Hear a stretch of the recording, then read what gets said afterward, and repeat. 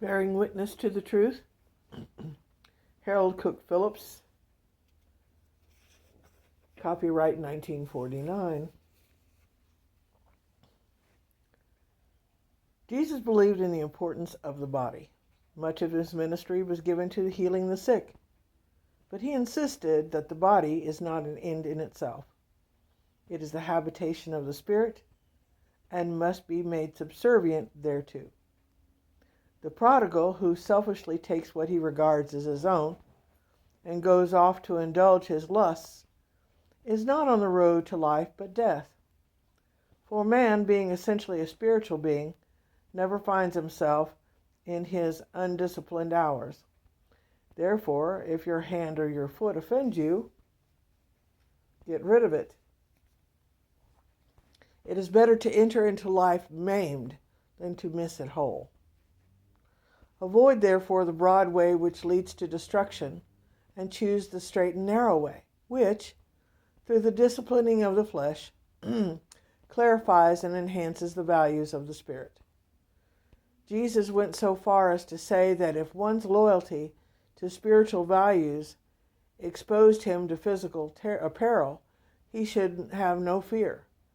Fear not, then, which can kill the body, but are not able to kill the soul. Matthew 10:28.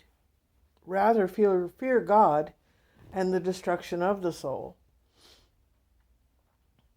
Because man is essentially a spiritual being, his basic problems, as the Master teaches implicitly, are not economic, political, or social, but moral and spiritual. No economic, political, or social arrangement that violates some basic moral principle of justice or righteousness can possibly work effectively. Never mind how beautiful the superstructure.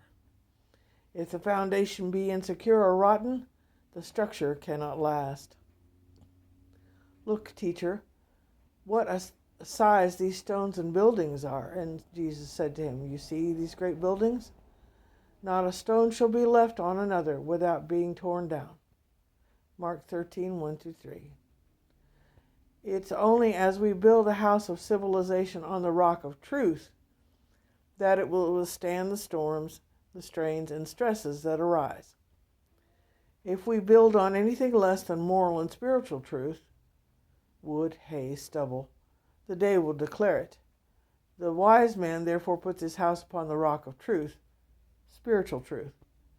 The Master would say, too, that since the basic fact of life is moral and spiritual, only the ultimately effective weapons of one's warfare are moral and spiritual weapons. For our wrestling is not against flesh and blood, but against spiritual wickedness. Ephesians 6:12. The hosts of evils. Force, therefore, being a material entity, can never possibly provide the final solution of any human problem. It is not wholly out of place in God's plan, but its place as a final resource is wholly inadequate. For through force can drive the money changers out of the temple, it cannot drive avarice and greed out of the money changers. And until this spiritual task is accomplished, they will return again and again. This inner spiritual evil, therefore, must be attacked by spiritual weapons: love, persuasion, the appeal of reason, the cultivating of understanding, the growth of goodwill.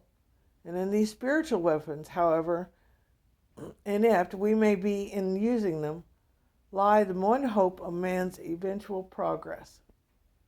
For man is a soul, a spirit, and only as he begins to comprehend the nature of spiritual values and to put those first, will he find the road to the abundant life which God intends.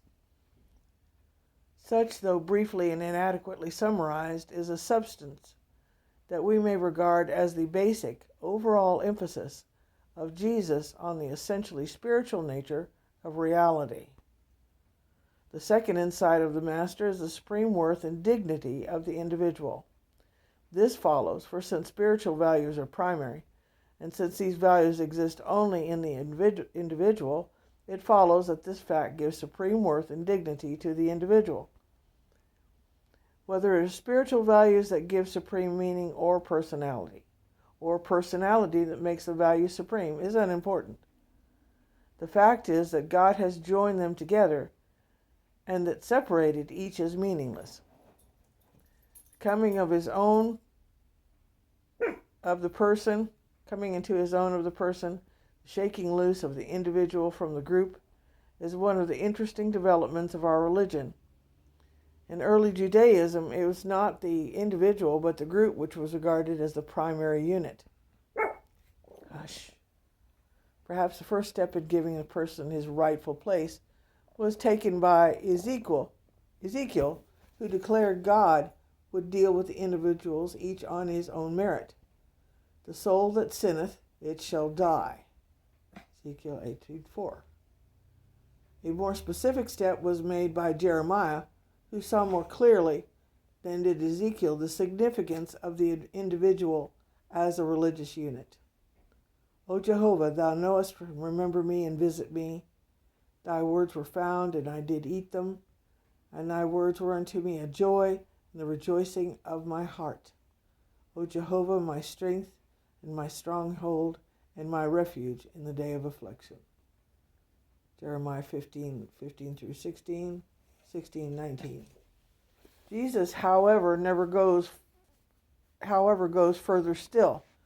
The individual is of supreme value to him, not because, as with Ezekiel, God condemns or acquits us one by one, nor even because, as with Jeremiah, God knows us one by one, but rather because each individual is precious in God's sight. Precious because of his peculiar kinship as a spiritual being to God, his Creator and Father. His three parables, the lost sheep, the lost coin, and supremely the lost son, illustrates this.